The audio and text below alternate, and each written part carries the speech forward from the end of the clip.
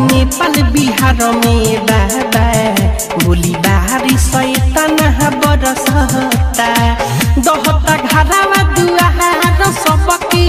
दहता घरावा दुआर सबके खाना बिना लोग तरसता काहे नेपाल बिहार में बाबा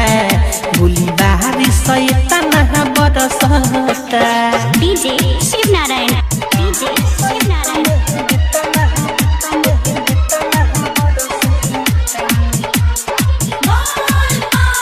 मचले तबाही